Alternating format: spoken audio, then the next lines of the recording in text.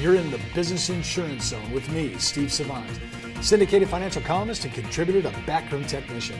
This week on The Biz, the Disability Insurance for Business series. And I got to tell you, the tribute to Disability Awareness Month from May 2013. And our show today, Retirement and Disability, with DI expert Dan Steenerson. When it comes to life insurance, annuities, long-term care, disability, or group pension plans, we're the news you can use.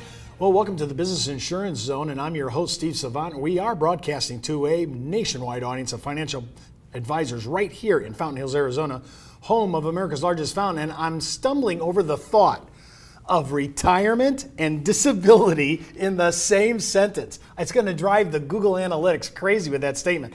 And with me today to talk about all this, because I think this is another revolutionary thinking in penetrating businesses and people that you would never get in front of, to talk about indemnifying your actual retirement. All that's DI Dan himself, Dan Steenerson. Dan, retirement, I'm sorry, this really, when I was introduced to it, when she talked about this last week, Marcy did, she just touched on it a bit. I can't think of anything that people are more concerned about right now. Every blog, and I'm not kidding you, every blog, the major blogosphere, the tweets, everything's all on retirement. I've been doing my retirement inspirement tweets like crazy. Why? Because everybody's concerned about it. We're going to be living longer. We got to put more money away. Everybody's concerned about the retirement. Now we're talking about, I can hardly make myself think about this. We're talking about insuring our retirement against a disability. I'm sorry, have I been asleep at the wheel? How long has this been going on? Well, Steve, you know, the fact of the matter is that your producers need to understand that this is really an unforgotten or really an unknown sale that's out there. Yes, the retirement issues are at the forefront of thinking right now, but when it comes to disability, it's not just a personal plan, it's also taking a look at your retirement plan. If you're age 45 and you're disabled, at age 65, the next 20 years, you've lost the compounding effect because you've stopped contributions. This policy will continue contributions on their behalf. Well, I'm just taken back by this because I'm thinking of, I just saw a SEP IRA, I think it was like 46 grand, put in, he puts in the max plus he's age 50, so actually it's more than that. He gets to bump it up because he's over 50, recapture the catch-up. So this guy's probably shelling, I'm going to say probably 50 grand worth of money every year, and he has a track record for this. Some carrier's going to indemnify that on a DI? Absolutely, they will. Talk about this. Tell Sure. me the mechanics. Sure. Let's do the one I just saw. The Yep. guy's 50 years old, male. He's probably going to retire at 65, and he's putting away the max to his SEP IRA. He's right around with his 50 years old and everything else. I think he's paying over 50 grand. Yep, that's right, that's right. And so this policy will actually allow you to come in and provide $4,500 a month approximately to indemnify those contributions that are made to the retirement plan. It works very simply with a 90-day waiting period, and then it runs it out to retirement. Okay, now, what was that price tag again, you thought? You're talking somewhere around $3,000 for a 51-year-old. Okay, so it's like about a 5, if I did my math right here, that's about a 6-7% to indemnify my 50 grand. Right? Is that correct? Am I playing that right? Okay, now that is separate from my, and this is the amazing part of this. That number that you just gave me has nothing to do with my traditional disability. That's is right. That, so is it true? I have two policies. Because a lot of people say, I can't indemnify my entire income. Well, wait a minute. Does your entire income actually calculate and include your retirement funding? Because a lot of people would say yes, right? Right. I make this money and I take out of that money, I put that aside. Right. So I could get my DI individual separate, yes. And then, like in this guy's case, 50, he's putting 50 grand, he could indemnify that as well. Right, that's absolutely right. And so you stack them on top of each other. And that's why I say it's really the forgotten sale that's out there, because most people don't understand that. The fact of the matter is that you may have a client that's already maxed out his coverage that he can actually receive from an insurance carrier. Maybe he has $30,000 or $20,000 or $25,000 a month in individual DI, but he wants more because he's uncomfortable. Well, how do you get him more? This is another way of being able to provide more coverage to that individual. I'm thinking, since it's pathetic, the job we've done, honestly, we were not really selling DI. We need to start selling DI. I'm thinking that this could be another one of those ways, just like business overhead expense. That was weird. And then we're talking about loan indemnification. That was strange. Now we're talking about retirement, which is the #1 blog and article on the insurance and financial online blogs. To me, that might be a way, because you'll get serious Google traffic off I absolutely agree. I'm telling you, this is a ready-made market. People have their ears and their antennas up on this actual area. Well, I'm thinking especially, and of course you said this is great because if you're capped out on your normal disability, now you can add this to it, and that doesn't count. That doesn't hurt it anything. That's right. But to me, let's say you didn't have any DI at all, and I was talking about retirement. Listen, I know a lot of people that sell term and invest the difference. No problem with that, right? No problem with that. So they're buying term and investing the difference. Okay, but if you die, then it self-funds your retirement. But the odds of dying on a term policy are so remote compared to the statistical odds of being disabled during your working time period. It seems like I would shift my thinking over to this side. I'm just thinking, wow, what if I made contribution, I'm disabled. It's bad enough that the market went down in 2008. I'm just thinking about that alone. But now I'm adding on this protection that if I ever was out and 90 days later, from that day going forward to 65, yes, I'm going to have my retirement funded. And people always ask me, what is a way to insure my retirement? And you could go, I always say, well, just do annuities or whatever. But now I'm insuring the contribution. I'm not talking about the investment, right? That's right. I mean, this is the difference. Where can you go to insure that contribution? There is nothing available in the industry that allows you to do that. I think most people would be, I think most consumers, I don't want to speak for consumers. 18% of you watch my show, you're consumers, but I want you to write me on this. I'm curious. Don't you think, out of all the things, why pay disability insurance for other issues? And there are legitimate reasons, don't get me wrong. But I think you would agree, retirement funding protection, that to me makes sense. Paycheck protection and funding my retirement protection, that's worth the money I'm going to have to shell out for DI. We'll be right back after the break. We're going to continue our discussion on retirement and disability insurance, part of the Disability Insurance Series with Dan Steenerson. And don't forget to enroll in IULUniversity.com for the best training, education, and sales support when it comes to life insurance for retirement income. You're listening to the insurance industry's #1 resource for products, planning ideas, carrier information, and interviews you can use. When it comes to life insurance, annuities, long-term care, disability, or group pension plans, we're the news you can use. Did you know the average 401k runs out of money just 7 to 8 years into retirement? Time Magazine, the Wall Street Journal, and many other publications have warned of the difficulty of saving with a 401k. But what if there was a way to create tax-free lifetime retirement income with no stock market risk? Good news, there is. Living in fear of the next market dive is not the way I want to live my life. Why would I go out there and take on risk when I don't need to? I have a lot less stress knowing I can't lose any more of my retirement savings in the stock market. Call now to receive your free, no-obligation analysis of what this retirement vehicle could do for you, a comparison to your current retirement plan, and a free video that explains this exciting opportunity. Start planning a retirement you can enjoy instead of worrying about future tax increases and stock market losses. Creating income that will last your entire life is the most important thing you'll ever do. Take control of your future. Call now for your free analysis, comparison, and video.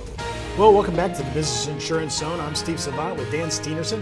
And remember, you can order today's materials at thebiz.tv. And while you're out there, click on the backroom technician icon for a free 30-day free trial offer to access the best needs analysis and sales support when it comes to financial planning. And I use this. I'm using it in the show today. I use it every day. Been using it for 22 years for everything that I'm into. And many compliance officers are saluting the flag to backroom technician. I'm so glad. I'm tired of writing. I'll just put them on the hook. How's that? I like shifting the liability. Remember, we've been talking about some tax issues. So before you move forward with anything you hear on our show, always consult your tax advisor. And if you're FINRA licensed, your broker-dealer compliance department. We're talking about retirement and DI in the same sentence, which blows my mind. It's all part of our DI series for this week with Dan Steenerson. But Dan, when we came back from the break, we were talking about retirement, how to indemnify it. And now you're talking about if I had a company, if I heard you correctly, I could have 10 people or more, I could do guaranteed issue on that issue alone.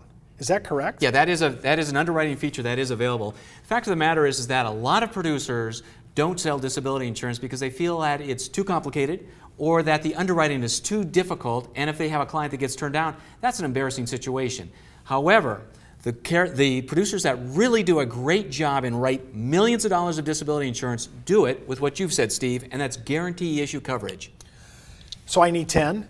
10 would be a minimum. And am I going in to the business owner under regular DI or the DI for retirement indemnification? Well, now that's a great, I'm glad you asked that question because it's available to both scenarios. Which one do you think is, if I'm a newbie in this, which is the easier to walk into and talk about? Well, I think the retirement product is red hot right now. It's a wonderful door opener. I think so too. I mean, I'm all over this concept. I heard it last week from Marcy. I'm thinking, wow, we're missing out on this. We need to play on that.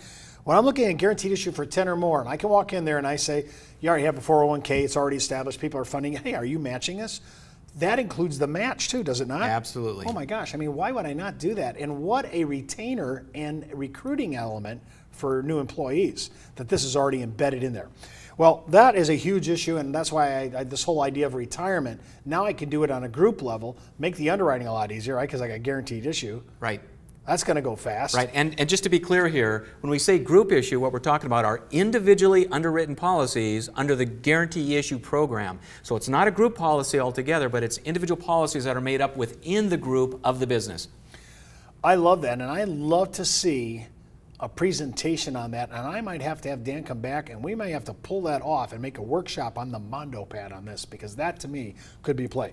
You know, before we go, you know, we only have a couple more minutes left for the show. It's been a great week. You've really enlightened us on the business. I want to circle back on something yesterday because it's just gnawing at me about this Own-Occ issue on business succession. Now, I thought I've heard you talk about this before, but I wanted to bring it back on the show just because I found it to be a little strange. I'm an Own-Occ, I'm in business succession, I'm not coming back to my business because I've been disabled. Now I'm not coming back to that business, but I'm going to go to another business. That's right. And you're saying that some of these carriers will cover, I left my business, I have my disability buyout, I'm done. But I go over to another one and they're still going to pay under Own-Occ. Sure. Talk about that. I'm sorry, but that is strange. That is very strange, and it's, I'm thankful that that provision is available under these policies. Now, when you take a look at the buy-sell, what you have here is a situation where people are always asking me, well, what's the definition? How do you define being disabled? Because you got such a long waiting period, 1 year, 18 months, or 2 years. Well, it's generally an own occupation definition, and more than likely that applicant, or excuse me, that claimant is going to stay out for a full year in order to trigger those benefits. But what happens is after 1 year, that individual says, you know what? I'm tired of sitting home watching the suds. I think that I can go out and I can do something. Well, if they go back to work in another business, a different business entity that they had the buy-sell in, they would still receive full benefits no matter how much money they'd receive in their new entity. Dan, all this week we've been talking about things like business overhead expense, deductibility of DI in many circumstances. We've been talking about loan indemnification for institutions, which I think could be a way into banks. We've been talking about business succession planning and retirement, still the thing that's bothering me. But what we've talked about all this week is these are different formats to get in front of people. We're using them as market penetration tactics. To me, these are good business build-outs or good practice, positioning your practice in the community and distinguishing. With a couple minutes left, let's pitch DI for your practice. Now remember, a vast majority of my people are mortality. Yes. And there's, remember, 18% are listening for consumers. So if you can strike a good chord between the two, give us your pitch. Great. Well, I think first and foremost, you need to understand that BOE, business overhead expense policies, are only sold 15% of the time. 15% of all DI sales are attributed to business overhead expense. That right there is a good opportunity to go after the business marketplace. As I've said before, it's good daytime activity, and you're talking about to a principal that's willing to write the big checks in order for him to protect his company. So business overhead expense is always a good lead in the marketplace. But by the way, that stat just surprised me. Only 15%. So even the people that are selling DI aren't really addressing this. They're missing it. Wow, that's a huge thing. What's your next thing? Because I like business overhead. That's odd. What about this? You know, we've been talking about loan. I mean, that kind of was strange a couple of days ago. We talked about that. What's a pitch about that? I get the bank thing. I want to go into the business. Give me a few before we have to get out of here. Well, what I think on the loan indemnity is that, you know, a great market for that is going to be the dental marketplace and the physician marketplace. Those fellows, those professions are always looking for loans, either for acquisition or for buying additional equipment. Thank you, Dan, for being on all My this pleasure. week. DI Dan with Business DI Insurance in retirement. Remember, you can watch all our shows this week, and I recommend it. Go out to our website, thebiz.tv, and remember, you can follow me on Twitter, Facebook, LinkedIn, Pinterest, and Google+. Well, that's the Buzz on the Biz for today. You've been in the zone, the Business Insurance Zone. You're listening to the insurance industry's #1 resource for products, planning ideas, carrier information, and interviews you can use. When it comes to life insurance, annuities, long-term care, disability, or group pension plans, we're the news you can use.